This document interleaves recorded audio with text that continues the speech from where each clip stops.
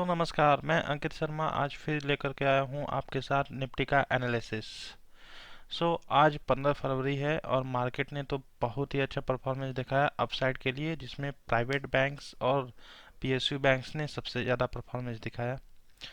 जिसमें अगर निफ्टी की बात की जाए तो निफ्टी का आज हाई बना है 15,340 का, लो बना है 15,243 और ओपन हुआ था 15,270 में। क्लोजिंग फाइनली हम लोगों का 15,314 के लेवल पर हुआ, जो कि इजीली यहाँ से हम लोग देख सकते हैं। और इसके पीछे कई सारे मैटर्स आए हैं, जैसे कि प्राइवेटाइजेशन बैंक का ये न्यूज में आया है, उसके बाद में कैपिटलाइजेशन, इंश्योरेंस कंपनीज का कैपिटलाइजेशन, कई सारे फंडास जो हैं वो फैक्टर में आए हैं और अफेक्ट किए हैं निफ्टी को। लेकिन कोई बात नहीं, आज हम लोग मेन फोकस करते हैं निफ्टी के एनालिसिस के ऊपर। यहाँ पर निफ्टी का एनालिसिस हम लोग देखते हैं।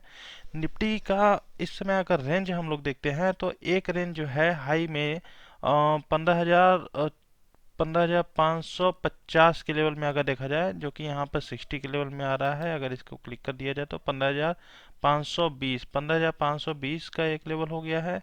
और अगर डाउन साइड के लिए देखा जाए तो 14,180 का लेवल। ये दोनों इम्पोर्टेंट लेवल्स जो है सबसे ज़्यादा मैटर कर रहे हैं। वैसे अभी भी निफ्टी जो है हम लोगों का 9 डेज के मूविंग एवरेज से ऊपर ही सस्टेन किया हुआ है और आरएसआई हाई बना हुआ है। बस यही एक मैटर है कि कहीं ये सेल ऑफ आ जाएगा तो फिर वहीं पे गड़बड़ होगा। लेकिन यहाँ पर कहीं कोई कमज़ोर कड़ी तो नज़र नहीं आ रही है। और निफ्टी का एनालिसिस करने के टाइम में सबसे मेन चीज़ होता है मूविंग एवरेजेस। कहीं पर ब्रेकआउट होता है तो कहीं पर जो है शॉर्ट्स। तो अभी ऐसा कहीं कोई भी कंडीशन नहीं बन रहा है, इसलिए निफ्टी जो है अभी भी पॉजिटिव में बना हुआ है। बस यहाँ पर बाई करने के टाइम में थोड़ा सा सोच समझ कर बाई करें कोई भी स्टॉक, क्योंकि already Nifty over purchase zone में चल रहा है। और अगर यहीं पर हम लोग देखा जाए 1 वीक के ऊपर अगर एनालिसिस किया जाए निफ्टी का, तो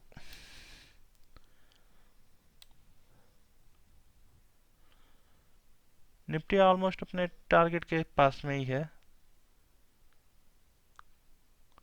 निफ्टी ऑलमोस्ट अपने टारगेट के पास में ही है और यहाँ से इस समय बाई करना मुझे लग रहा है कि अपने पैर पर कुल्हाड़ी मारने के जैसा रहेगा, क्योंकि ऑल टाइम हाई निफ्टी अगर 5 ट्रिलियन इकोनॉमी चला जाएगा तब भी निफ्टी का इतना सारा परफॉर्मेंस, मतलब 100% का रिटर्न विद इन 1 ईयर। अब हम लोग चलते हैं ऑप्शन एनालिसिस के ऊपर, देखते हैं कि निफ्टी का हालचाल क्या है।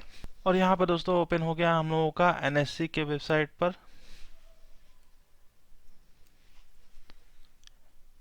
एनएससी के वेबसाइट पर ऑप्शन एनालिसिस, और यहाँ पर एक बार हम लोग इसे देखना चाहेंगे कि कहाँ पर शॉर्ट्स बन रहे हैं और कहाँ पर लॉन्ग जो हैं जनरेट हो रहे हैं निफ्टी के। ये है ओपन इंटरेस्ट। ओपन इंटरेस्ट के थ्रू हम लोग निकालते हैं कि कहाँ पर हम लोगों का जो है, कहाँ पर हम लोगों का सबसे ज़्यादा ओपन इंटरेस्ट क्रिएट हो रहा है कॉल में और पुट में, जिसे हम लोग एक सपोर्ट और रेजिस्टेंस निकालने का प्रयास करेंगे।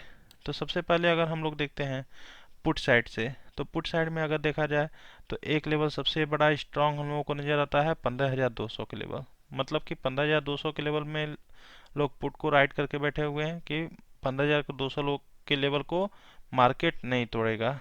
और सेकंड अगर देखा जाए फाइनल, तो फिर एक 15,100 का लेवल है, लेकिन सबसे ज़्यादा जो कि बाबूजी यहाँ पर आप देख रहे हैं 15,000 का लेवल।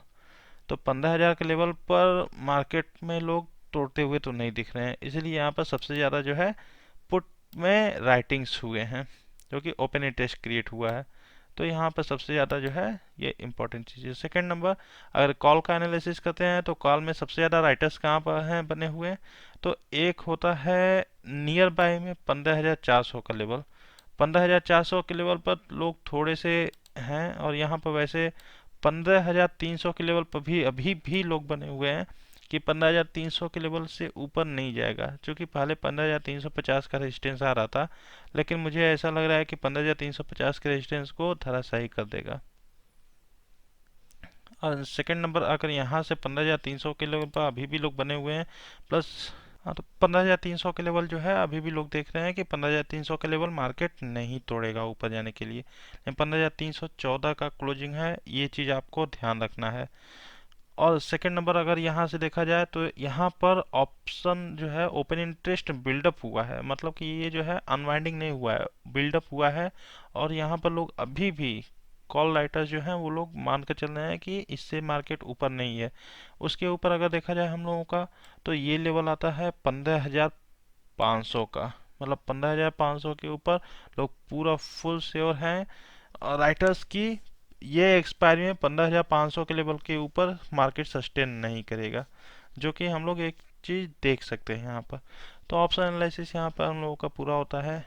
एक बार फिर चलते हैं और फिर से निफ्टी के एनालिसिस में एक और चीज़ हम लोग देख करके आते हैं कि कल के लिए जो मनी कंट्रोल के ऊपर दिखाता है कि what should be happen in next session. तो उसके लिए अगर हम लोग देखते हैं तो मार्केट का एनालिसिस यहाँ पर दिखाते हैं कि फ्रेश रिकॉर्ड मार्केट ने बनाया है 15 फरवरी को, विद निफ्टी क्लाइंबिंग 15,300 के ऊपर चला गया और सेंसेक्स जो है 52,000 के ऊपर चला गया फर्स्ट टाइम में इसके हिस्ट्री में, जो कि ये बात बिल्कुल सही है। और बीएसई सेंसेक्स जो है 609 पॉइंट के ऊपर गया, 1.18% इसको माना जाता है। और निफ्टी 50 151 पॉइंट ऊपर क्लोज हुआ, जो कि 1% ऑलमोस्ट था, तो 15,314.70 का लेवल, जो कि एक बुलिश कैंडल यहाँ पर दिखा रहे हैं। इनके एक टेक्निकल एनालिस्ट हैं नागराज शेट्टी जी, जो कि एचडीएफसी सिक्योरिटीज के हैं और मनी कंट्रोल पर भी काफ़ी आते रहते हैं।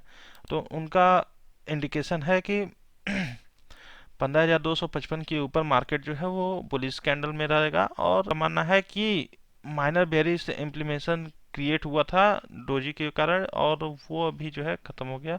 और उसके अलावा अगर हम लोग देखते हैं कि after sharp movement of around 1600 point, union budget में जो 1600 पॉइंट का हाई मारा था मार्केट ने, तो निफ्टी फिर से डाउन साइड जाने में फेल रहा, डाउन साइड में गया ही नहीं निफ्टी, जो कि बिल्कुल सही बात है। और नेक्स्ट फ्यू सेशन में ये लोग बोल रहे हैं कि 15,500, अगर 15,500 की बात अगर हम लोग करते हैं तो फिर हम लोगों का 15,000 ऑप्शन चैनल एनालिसिस में 15,500 के ऊपर सबसे ज़्यादा राइटर्स भी बैठे हुए हैं, ये भी एक मानने वाली चीज़ रहेगी। और हम लोग एक बार बात कर लेते हैं जो कल हम लोगों ने बात किया था कौन से स्टॉक को पिक करें। तो कल हम लोगों ने बात किया था महिंद्रा सीआई ऑटोमोटिव्स के बारे में।